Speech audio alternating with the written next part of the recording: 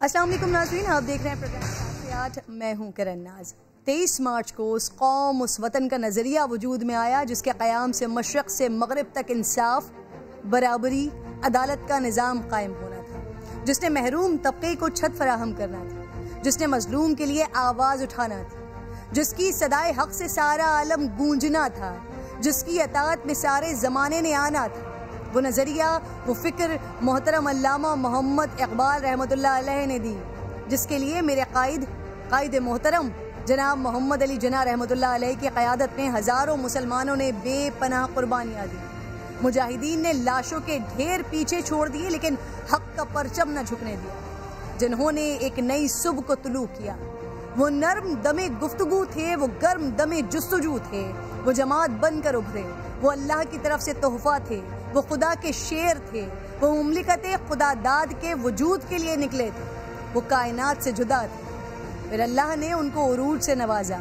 दुनियाए फ़ानी का हर फर्द देखता रह गया अंग्रेज और हिंदू साम्राज्य को शिकस्त। 23 मार्च 1940 को जो करारदाद पाकिस्तान मंजूर हुई, बिलाखिर 1947 को 27 रमज़ानुल मुबारक की शब, जब आसमान से नूर बरस रहा था, जब सारा आलम हू की सदा लगा रहा था, जब हर आंख अश्कबार थी, जब तमाम आरफीन सजदा रेज़ थे, जब तमाम सालिहीन दुआ गो थे, उसी लम्हे पाकिस्तान वजूद में आया। इसमें कोई शक नहीं है नाज़रीन कि हमसे कायदे आज़म ने तवक्को की थी। हमने अपने कायद को शर्मिंदा किया है। हम कौमियत में बटे, हम फ़िरक़ों में बटे, और आज हम शख्सी गुलामियों का शिकार हैं। लेकिन मुझे यकीन है, मेरा ईमान है कि आज भी देर नहीं हुई है। अगर हम खुद को बदलना चाहें, अपनी हर शनाख्त से पहले पाकिस्तान को रखें, अपने हर फ़ायदे से पहले पाकिस्तान का सोचें, तो यकीन करें यही वो वतन है जिसने इस्लाम का कला बनना है, जिसने उम्मत मुस्लिमा की क़यादत करनी है, जिसमें ये सलाहियत मौजूद है कि वर्ल्ड ऑर्डर जारी कर सके। यही वो मिट्टी है नाज़रीन जहाँ से काफ़िले दज्जाल की सरकूबी के लिए जाएंगे। खुदा ने आज तक उस कौम की हालत नहीं बदली, न हो जिसको ख्याल आप अपनी हालत बदलने का, और इन हालात को बदलने के लिए हमें अपना मुहासबा करना होगा। आज पाकिस्तान किस जहाने पर खड़ा है, आज पाकिस्तान क्यों खित्ते में सबसे पीछे रह गया है, इस पर गौर जरूर करना होगा। प्रोग्राम में बात करूंगी डिटेल से इस पर, पहले टॉपिक डिटेल्स देख। प्रोग्राम में आपको खुशामदीद कहूँगी नाज़रीन। बाबाए कौम का सिर्फ एक जुमला कि हमने इस मुल्क को हासिल करने के लिए बहुत कुर्बानियाँ दी हैं, ये फ़िक्र, सोच, अंदाज, एतबार बदलने के लिए काफ़ी है। साथ मौजूद है मेरे शिबली फराज साहब, मुझे ज्वाइन कर चुके हैं। बहुत बहुत शुक्रिया सर, प्रोग्राम में आप साथ मौजूद हैं। सबसे पहले 23 मार्च के हवाले से रेजोल्यूशन डे है, इसी हवाले से मैं आपसे बात करना चाहूँगी। सर, जब हमने इस मुल्क को हासिल किया है, 1940 के जब ये करारदाद आई, 1947 के जब आज़ादी की नेमत, आज़ादी का तोहफ़ा हमें मिला, तो सर वो हालात अगर याद करते हैं तो रूह कांप जाती है कि एक तरफ अंग्रेज़, एक तरफ हिंदू साम्राज्य। सर, ये शेर के मुंह से निवाला छीनने के मुतरादिफ, और ये नामुमकिनात को मुमकिन कर दिखाया। हमने आज़ादी हासिल कर ली, लेकिन आज हम सब एक हैं, हम सब अपने हैं, लेकिन मंजिल पर नहीं पहुंच पा रहे हैं। सर, क्यों? देखिए, उसकी बुनियादी वजह ये थी कि जब ये इस वक्त में लोगों की जो कमिटमेंट थी, जो उनकी जो आज़ादी की ख्वाहिश थी, जो अपने लिए एक अलहदा मुल्क बनाना जिसमें कि हम अपने कल्चर और अपने मज़हब की जो वो कर सकें, उसके अंदर रह के और हम अपनी ज़िंदगी को अपनी मर्ज़ी के मुताबिक वो कर सकें, तो उस वक्त जो कमिटमेंट लेवल था वो बहुत हाई था। उसके बाद जब ये पाकिस्तान बन गया तो हमने यही देखा कि वक्त के साथ साथ 60s में हमारा मुल्क बड़ा अच्छा जा रहा था, लेकिन उसके बाद जो है तो इस मुल्क में जब से कुछ ऐसी हुकूमतें आई जिसमें कि हमने अपना जो बुनियादी मकसद था इस मुल्क में खुशहाली, कानून की बालादस्ती, जो कि एक बुनियादी जुज़्व होता है या सुतून होता है किसी भी सोसाइटी का, कि जहाँ पे कानून की हुक्मरानी ना हो और जहाँ पे कानून सिलेक्टिवली इस्तेमाल हो और सिर्फ अशराफिया जो है तो वो उससे मुबर्रा हो, तो जाहिर है कि वो फिर इदारे भी तबाह होते हैं, और जब इदारे तबाह होते हैं, मुल्कों को इदारे चलाते हैं, अफराद नहीं। तो वो जब इदारों को अपनी ज़ाती मफादात के लिए जब कमज़ोर किया गया, तो تو اس سے پھر ظاہر ہے کہ ہماری جو پوری ایک ملک کا جو سٹرکچر تھا اس میں ایک کیفیت آ گئی اس کی افراتفری کی، اور اسی وجہ سے ہم پیچھے چلتے گئے، اور ہم نے ساری بجائے میرٹ کو بجائے اس کے ایک لیول پلینگ فیلڈ کریٹ کرنے اپنے لوگوں کے لیے، ہم نے اس کو ایک جسے کہتے ہیں ایلیٹ کیپچر ہو گیا اس ملک میں، جس کی وجہ سے ہمارا ملک آگے جا نہیں سکا۔ شبلی فراز صاحب، سر آپ سمجھتے ہیں وجہ یہ کہ آپ نے خود کہا کہ 60s تک بہترین جاتا رہا، تو یہ وہ ملک کہ جب نیا نیا اپنا گھر بنا تو پھر دوسروں کو قرض دیا کہ وہ بھی گرو کریں، اور آج وہ قومیں اور وہ ممالک کہاں پہنچ گئے ہیں اور ہم کہاں پر ہیں؟ تو سر اس کا سب سے بڑا مسئلہ کیا یہی ہے کہ ہم آج تک 74 سال بعد بھی ایک قوم نہیں بن پائے؟ جی بالکل، اس میں کیونکہ دیکھیں نا، جب جس طرح میں نے کہا کہ ایسی ایک لیڈرشپ جو کہ قوم کو اکٹھا کرے بجائے ان کو صوبائیت پہ یا ایک خاص مقصد کے لیے استعمال کیا جائے، تو وہ ظاہر ہے، جب دیکھیں بنیادی چیز ہے، جب کسی بھی ملک میں جب انصاف نہیں ملے گا، جب قانون کی حکمرانی نہیں ہوگی، تو یہ اس کا نیچرل کانسیکوینس ہے۔ اگر آپ جتنے بھی ڈیولپ ملک دیکھیں تو وہاں پہ جتنی بھی پراسپیرٹی ہے اس کی بنیادی ریزن جو ہے وہ ہے قانون کی عملداری، اور اس میں کوئی یہ نہیں ہوتا کہ اگر آپ کسی کو قانون کا کوئی ادارہ اگر آپ کو پیشی پہ بلائے تو آپ لشکر کشی اس پہ کر دیں۔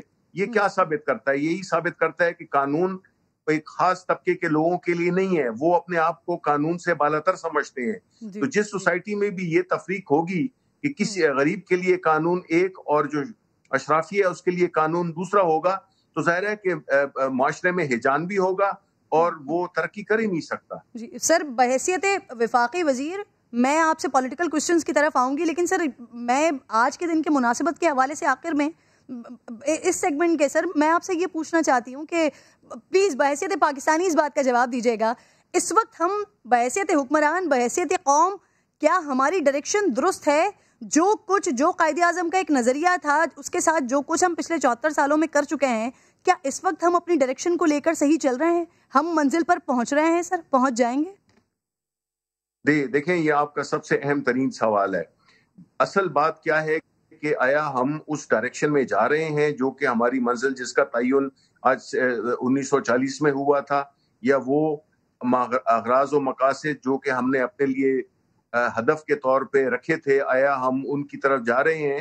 تو میں یہ سمجھوں گا کہ بینگ اے پاکستانی، اور اسی وجہ سے شاید میں سیاست میں بھی ہوں، کہ مجھے جب پرائم منسٹر عمران خان کی لیڈرشپ نظر آئی تو اس سے مجھے یہی نظر آیا کہ وہ اس پاکستان کو اسی ڈائریکشن میں لے جانا چاہتے ہیں، کیونکہ ان کے کوئی ذاتی مفادات نہیں ہیں، ان کے نہ کوئی کاروبار ہے، نہ ان کی جو کمٹمنٹ ہے اس ملک کو آگے لے جانے کی، وہ ہم نے بڑے عرصے کے بعد ہم نے تو دیکھی بھی نہیں تھی۔ جس طرح سے ہم ملک کو لے کے آگے چلنے کی بات کر رہے ہیں، جس طرح کہ ہم قانون کی عملداری کے لیے سٹیپس لے رہے ہیں، جس طرح ہم اداروں کو مضبوط کر رہے ہیں، تو اس میں جس طرح کی ریفارمز ہم کر رہے ہیں، تو میں یہ سمجھتا ہوں کہ یہ جو بگاڑ ہے یہ تو کئی دہائیوں پہ میں آیا نا، تو اب اس کے لیے 2.5 سال میں ظاہر ہے کہ آپ کو وہ اس طرح سے واضح نظر نہیں آئیں گی، لیکن میں یہ آپ کو یقین دلانا چاہتا ہوں کہ ہم اب اس سمت کی طرف چل پڑے ہیں۔ کیونکہ دیکھیں، جس ملک کے وزرائے اعظم، وزیر کاروبار خود کرتے ہوں، آپ کیسے سمجھ سکتے ہیں کہ وہ ملک آگے بڑھے گا؟ کر رہے ہیں اور جس ڈائریکشن کا تذکرہ کر رہے ہیں نا، تو اس نیت کے ساتھ تو تمام پاکستانیوں کی سپورٹ یقیناً حکومت کے ساتھ ہے سر، جس نیت کی آپ بات کر رہے ہیں۔ وارث بیگ صاحب بھی مجھے جوائن کر چکے ہیں سر، آپ میرے ساتھ ہی موجود صاحب۔ وارث بیگ صاحب، ریزولوشن ڈے ہے، پاکستان ڈے ہے، یوم پاکستان ہے، اس کی سب سے پہلے آپ کو بہت بہت مبارکباد۔ سب سے پہلے میں آپ سے بحیثیت ایک سنگر، بڑا کام کیا ہے آپ نے ماشاءاللہ پاکستان کے لیے، پاکستان انڈسٹری کے لیے، سر میں آپ سے جاننا یہ چاہتی ہوں کہ اگر آپ ذرا امیجن کریں، اگر یہ سچویشن میں آپ اس وقت ہوتے 1940 میں، جب یہ ریزولوشن پیش کیا گیا، قرارداد پیش کی گئی، پاس کروائی گئی، اگر آپ ہوتے، آپ اس وقت کون سا نغمہ گاتے، گنگناتے، یا کون سا نغمہ بناتے، یا پھر میڈم کا کوئی گانا گاتے؟ میں جی ہمیشہ سب سے پہلے جتنے بھی لوگ مجھے سن رہے ہیں ان کو آج 23 مارچ بہت مبارک ہو، اور میں نے ہمیشہ پاکستان کے لیے ہی گایا۔ میں ہمیشہ یہ کہتا ہوں کہ اتنا کچھ ہمیں پاکستان نے دیا، وی ہیو ٹو گیو ہم back, we have to return back to our country. اور میں بتاتا چلوں کہ آج ہی کے دن تجدید عہد جو ہوا تھا منٹو پارک میں، میں نے 1700 کلومیٹر بائی روڈ پاکستان کا جھنڈا پکڑ کے جو چاگی کا وہاں پہ جب ہم اٹامک پاور بنے تھے تو وہاں جا کے میں نے اس پرچم کے سائے تلے ایک ہیں 1700 کلومیٹر میں گاتا رہا تھا. اس دن مجھے national singer of Pakistan declare کیا تھا. یہ نون کی گورنمنٹ تھی ان دنوں میں. ساری باتوں سے پہلے یہ کر دیجئے. بالکل سناتا ہوں جی. اس پرچم کے سائے تلے ہم ایک ہیں سانجھی اپنی خوشیاں ہو سانجھی اپنی خوشیاں اور غم ایک ہیں ہم ایک ہیں اس پرچم کے سائے تلے ہم ایک ہیں. تو میں سمجھتا ہوں ہمارے جو بزرگوں نے ہمارے بڑوں نے بڑی قربانیاں دی ہیں اس دن کے لیے. ریزولوشن ڈے ہے ہمارا آج. تو جتنے بھی ہمارے لوگ ہیں پاکستان کے ان کو مل جل کر رہنا چاہیے. یہ شیعہ سنی اور دوسرے جتنے بھی فسادات ہوتے ہیں یہ بالکل بھی نہیں کرنے چاہیے. ان قربانیوں کو یاد رکھے جو ہمارے فور فادر نے دیے اس ملک کے لیے. تو یہ میرا پیغام ہے آج کے دن. یہی بات وارث شبلی فراز صاحب وفاقی وزیر اطلاعات وہ بھی ڈسکشن میں پروگرام میں ساتھ ہی موجود ہیں.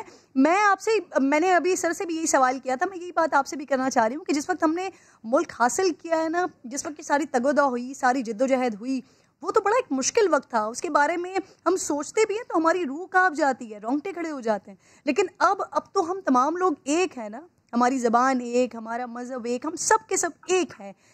گلدستہ ہے یہ. تو اب کیا مسئلہ ہے, ہم پرابلم کہاں ہے کہ ہم اپنی منزل تک نہیں پہنچ پا رہے ہیں؟ انشاءاللہ منزل بہت قریب ہے. میں سمجھتا ہوں ہماری جو گورنمنٹ ہے جو کام کر رہی ہے آج کل یہ بہت اچھا کام کر رہی ہے. لیکن ایکول ہر طرف جو بھی میں سمجھتا ہوں اکاؤنٹیبلٹی کا جو انہوں نے شروع کیا ہوا ہے سب کے ساتھ ایک جیسا سلوک ہونا چاہیے. تو پھر ہی ہمارا ملک آگے بڑھے گا. اس ملک میں پرابلم یہ ہے کہ ہم ہاتھ کی بجائے ٹانگ کھینچتے ہیں. جس دن ہم ہاتھ کھینچنا شروع کر دیا ہمیں کوئی دنیا کی طاقت روک نہیں سکتی. ایک دوسرے کی ٹانگ نہ کھینچے, ہاتھ کھینچے اور ساتھ مل کے چلیں تو یہ ملک بہت آگے جائے گا. وارث ایک پرابلم اور کہیں آپ کو یہ محسوس نہیں ہوتا کہ ہمارے اندر یہ والا بڑا پرابلم ہے کہ ہم جو غلطیاں ہوتی ہیں وہ دوسرے کے اوپر ڈال دیتے ہیں, اپنا محاسبہ نہیں کرتے, اپنا احتساب نہیں کرتے؟ میں وہی تو کہہ رہا ہوں جس دن آپ اپنا احتساب کریں گے. بلکہ شبلی فراز صاحب ہیں, میں ایک بات کہنا چاہوں گا کہ ہمیں نا کسی سے بدلہ لینے کی بجائے جو آپ بدلہ لیتے ہیں نا اس کا مزہ آپ 4 دن لیتے ہیں. تو معاف کرنے کا مزہ ساری زندگی لیتے ہیں. تو معاف کرنا زیادہ اچھا ہے. جتنے لوگوں سے غلطیاں ہوں گی سب کو معاف کر کے سب کو ساتھ لے کے چلیں. ہمارے اور بہت سے کام ہے کرنے کو. تو پرانی غلطیاں پرانوں پہ نہ ڈالیں, ان کو بھی ساتھ لے کے چلیں. تو میں سمجھتا ہوں کہ ہمارے ملک میں زیادہ اچھا کام ہو, زیادہ آگے جا سکتے ہیں. شبلی فراز صاحب یقیناً اس بات پہ رسپونڈ ضرور کریں گے. سر جی ڈی پی صرف 5.4 سے 2% پر آ گئی ہے. ہمیں تو سر آگے جانا تھا نا, لیکن یہ ریورس گیئر, ہم مزید پیچھے آ گئے. سر کب تک ایک دوسرے کو ہم چور کہتے رہیں گے؟ سر کیا اس ملک کی خاطر, پاکستان کی خاطر, اس مٹی کی خاطر سیاستدان سر ایک دوسرے کے ساتھ مل کر نہیں بیٹھ سکتے؟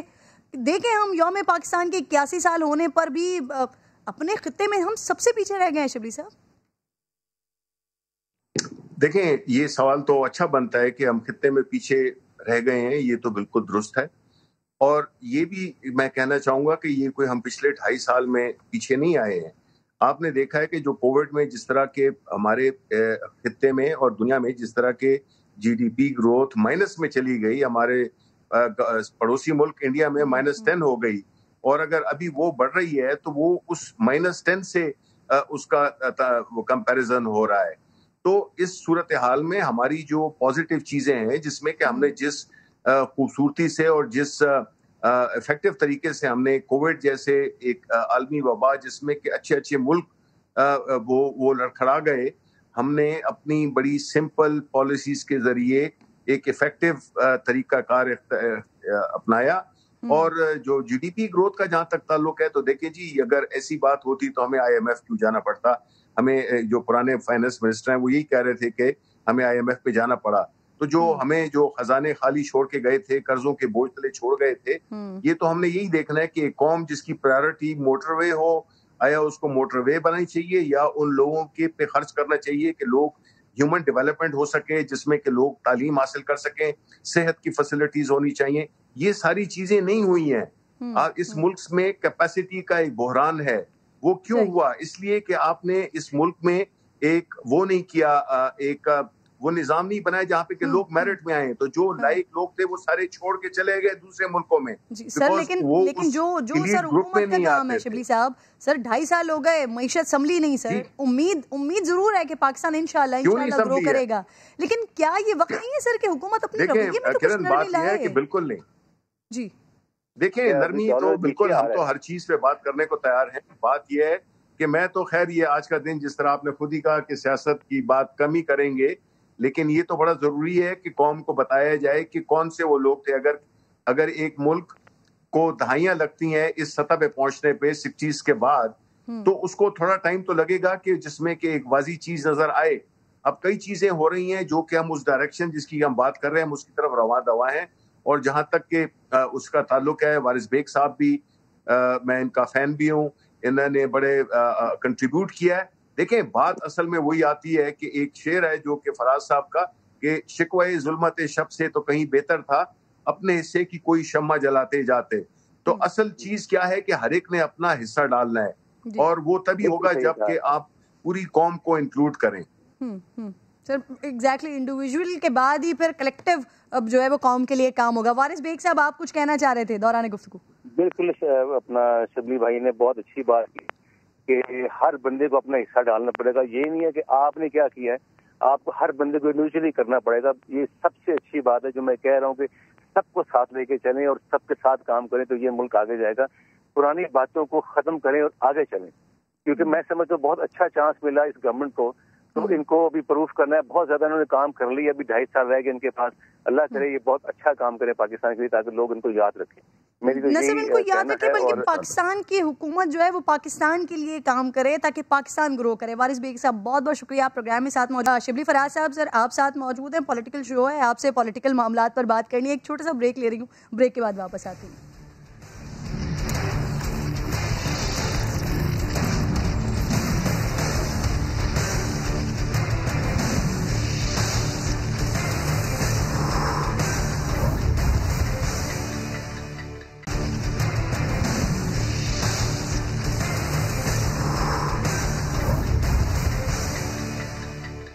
پروگرام میں ایک بار پھر خوش آمدید کہوں گی ناظرین. وفاقی وزیر اطلاعات شبلی فراز صاحب میرے ساتھ پروگرام میں موجود ہیں. شبلی فراز صاحب, براڈ شیٹ کمیشن سر اس کی جو رپورٹ آئی اس پر وزیر اعظم صاحب کے تاثرات کے بارے میں بتائیں گے سر؟ جن اداروں سے ریکارڈ غائب ہو گیا ان کے خلاف ایکشن لینے کی ہدایت کی ہے سر؟ دیکھیں یہ تو ایک 2 روز ہوئے ہیں جس میں کہ یہ رپورٹ پیش ہوئی ہے. ظاہر ہے کہ اس میں جو ہمارے لائرز ہیں وہ بھی اس کو دیکھ رہے ہیں, اور پرائم منسٹر صاحب بھی آپ کو پتہ ہے وہ کوارنٹینہ میں ہیں. تو انشاءاللہ کچھ روز ہی میں ہم اس کی جو جتنے بھی مندرجات ہیں اور جو بھی اس کی فائنڈنگز ہیں وہ پبلک کے سامنے شیئر کریں گے, کیونکہ یہ تو جو بھی ہوا ظاہر ہے کہ یہ کافی شبلی صاحب یہ بہت اہم انکشافات اور یہ یقیناً پاکستانیوں کے لیے بہت شدید انکشافات ہیں سر. $15 لاکھ یہ پاکستانی عوام کے ٹیکس کا پیسہ سر, اس کا ریکارڈ کہاں چلا جاتا ہے یہ لوگوں کے لیے جاننا بہت ضروری ہے. اب آپ کہہ رہے ہیں, دیگر وزراء بھی کہہ چکے ہیں کہ پریس کانفرنس ہوگی, سامنے مزید عوام کے سامنے حقائق رکھے جائیں گے, تو کیا کچھ مزید انکشافات بھی ہونا باقی ہیں ابھی اس کمیشن کی رپورٹ کے سر؟ جی بالکل, دیکھیں بالکل جو بھی اس میں ہوگا, ظاہر ہے کہ کوئی اس میں ہم کوئی ایسا کوئی تھرل یا وہ تو نہیں لا رہے, لیکن جو فیکٹس ہیں وہ بالکل عوام کے سامنے پیش کیے جائیں گے. اور یہی بات ثابت ہوگی کہ کس طرح سے ادارے, جب اس میں آپ ایسے لوگ بٹھا دیں گے جو بجائے ملک کے مفادات کے کام کرنے کے وہ اگر ذاتی مفادات کے لیے بیٹھے ہوئے تھے, تو وہ ایکسپوز ہوں گے اور ان کو سزا بھی ملنی چاہیے, اور ان کو عوام کو پتہ بھی چلنا چاہیے کہ یہ کن لوگوں نے یہ کام کیا. شبلی صاحب, مریم نواز صاحبہ کی پیشی پر وہ جا رہی ہیں, لیکن وہ اکیلی نہیں جا رہی سر, پی ڈی ایم کے کارکنان بھی ان کے ساتھ ہوں گے. مولانا فضل الرحمان صاحب تو لیڈرز کا بھی کہہ رہے ہیں, تو سر اس کے لیے کوئی منصوبہ بندی وغیرہ ہے حکومت کی؟ کارکنوں کو روکیں گے یا جانے دیا جائے گا؟ اس سے پہلے دیکھیں یہ اتنا اہم نہیں ہے. اہم بات یہ ہے کہ آپ نے ابھی کچھ دیر پہلے آپ نے کچھ سوالات کیے تھے کہ یہ ملک کیوں پیچھے ہے. یہ پیچھے اسی وجہ سے ہے کہ یہ وہ لوگ ہیں جو کہ اپنے آپ کو قانون سے بالاتر سمجھتے ہیں. آپ سمجھتے ہیں کہ وہ لوگ جو کہ جیلوں میں بیٹھے ہوئے ہیں اور وہ اپنی پیشیوں پہ اگر سارے بدماشوں کو لے کے اور پہنچ جائیں جج کو دھمکانے کے لیے, تو یہ انصاف ہوگا؟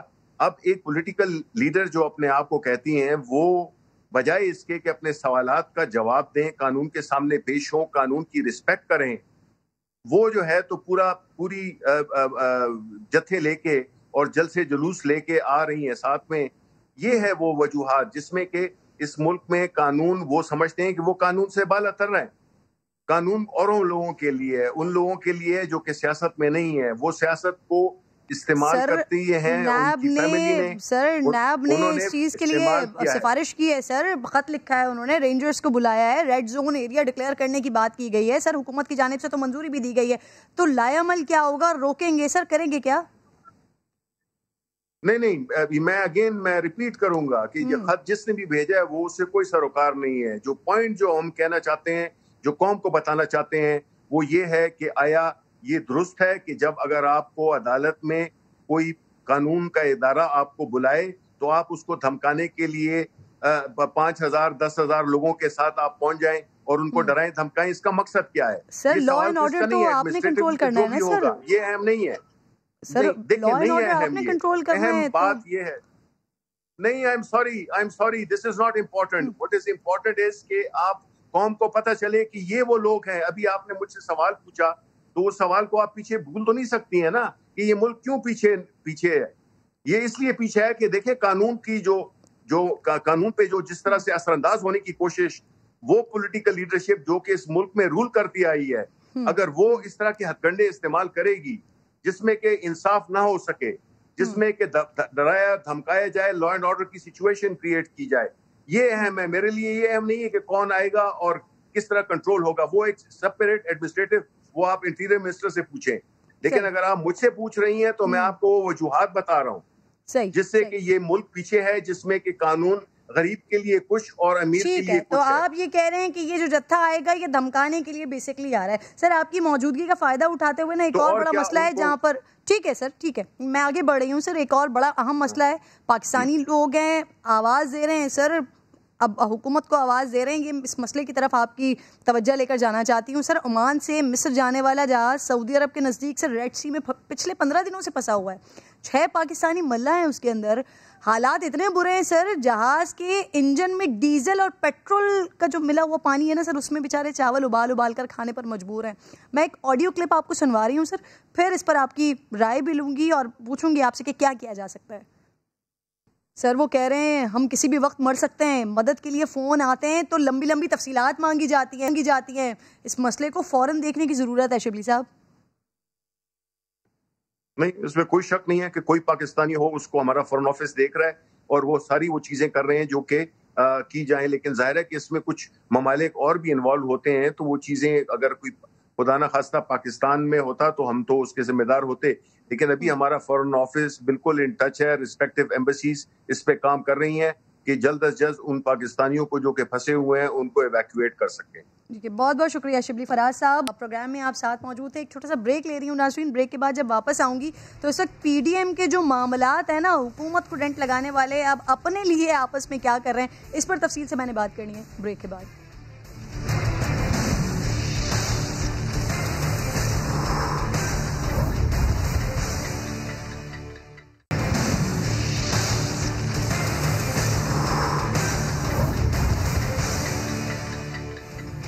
ویلکم بیک ونس اگین ناظرین. جو عمران خان ہے وہی بلاول ہیں, جو بلاول ہیں وہی مریم ہیں.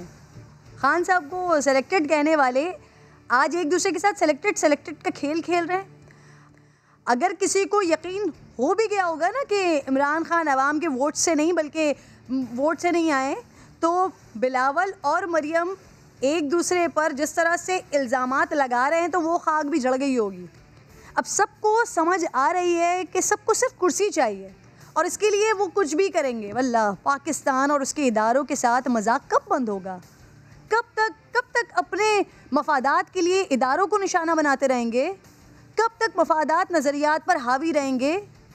دیکھیں کہ جب مفادات اکٹھا تھے, جب کرسی قریب نظر آ رہی تھی, تب سیاسی حالات کیا تھے, دیکھیں ذرا. اور ایک دفعہ پیپلز پارٹی کی زندہ باد. بلاول بلاول بلاول اور بلاول بلاول مجھے اپنی بڑی بہن کی طرح رسپیکٹ دیتا ہے. کیوں بلاول؟ میں اور بلاول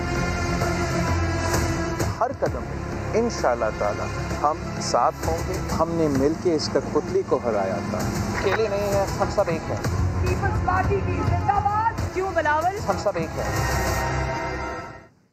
اب ناظرین, اپنا آئینہ دیکھ کر ایک دوسرے کی تعریفیں کرنے والوں کی راہیں جدا اس وقت ہوئی ہیں جب بلاول نے مریم نواز کی بات ماننے سے انکار کیا ہے, سندھ حکومت کی قربانی دینے سے پیچھے ہٹے ہیں اور استعفوں سے نواز شریف کی واپسی کو مشروط کر دیا. تو پھر اصولی سیاست کرنے والی مریم نواز نے خود استعفے نہیں دیے بلکہ ایک ٹویٹ جڑ دیا جس میں وہ کہتی ہیں کہ عمران خان کا متبادل تیار ہو رہا ہے, جس کی وضاحت ان کے ترجمان خاص کچھ یوں کرتے ہیں. ٹویٹ کیا تھا جس میں آپ نے کہا تھا کہ سلیکٹر کو پریشان ہونا چاہیے کہ ان کے سلیکٹڈ تیار ہو رہا ہے, تو یہ آپ کا اشارہ کس کی طرف تھا؟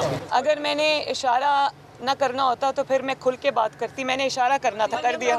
یہ تو میرا خیال ہے بڑا کلیئر تھا ان کا اشارہ, اور ظاہر سی بات ہے وہ زیادہ تنبیہ عمران خان کو کر رہی تھیں کہ عمران خان لیکن حوالہ ان کا پیپلز پارٹی کے لیے تھا, میں تحریک طالبان کے لیے یا کسی اور کے لیے تو نہیں تھا. تو ناظرین سوال یہ بنتا ہے کہ پھر رہ کیا جانا تھا؟ زرداری صاحب کے صاحبزادے نے بھی پھر نیلے پہ دہلا مارا اور لاہور کے سیاسی خاندان کی عادت ہی سلیکٹ ہونا بیان کر دی. انہوں نے مریم نواز کو اپنے ہم پلہ ماننے سے بھی انکار کر دیا.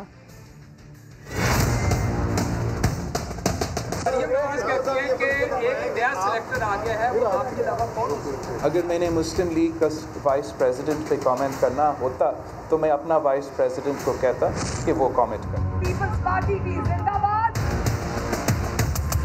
اگر کسی کا الزام مجھ پہ یہ لگانے کی کوشش کر رہی ہیں کہ ہم سلیکٹ ہونے کے لیے تیار ہیں, تو ہمارے رگوں میں یہ سلیکٹ ہونے والا سلسلہ نہیں ہے. کیوں بلاول؟ لاہور سے کوئی دوسرا سیاسی خاندان ہے جس میں یہ ماضی ان کا تو رہا ہے. پیپلز پارٹی کی زندہ باد. تو بھائی اب سوال یہ رہ جاتا ہے اور بات یہ رہ جاتی ہے کہ اگر بلاول صاحب سچے ہیں تو پھر سلیکٹ ہونا جن کی عادت ہے ان کے ساتھ مل کر تحریک کون چلا رہا تھا؟ اپنے اسٹیج پر ان کی تصاویر کون سجا رہا تھا؟ اور پھر مریم بی بی آپ نے تو حد ہی کر دی تھی, جسے بھائی کہا, جس کے لیے پیپلز پارٹی بھی زندہ باد کے نعرے لگوا دیے, پھر اسے ہی سلیکٹڈ بنا دیا. اگر میں ان دونوں کی مان بھی لوں تو یہ ایکویشن کچھ اس طرح سے ناظرین سالو ہوتی ہے کہ سلیکٹڈ کے ساتھ مل کر سلیکٹڈ کا نعرہ لگا کر سلیکٹڈ کے خلاف مہم چلا رہا تھا. وارِ سیاست. مائزہ حمید صاحبہ مجھے پروگرام میں جوائن کر چکی ہیں, مسلم لیگ نون کی رہنما. شکریہ مائزہ آپ کا. سب سے پہلے تو ذرا میں اسی ٹاپک پر بات کرنا چاہ رہی ہوں آپ سے.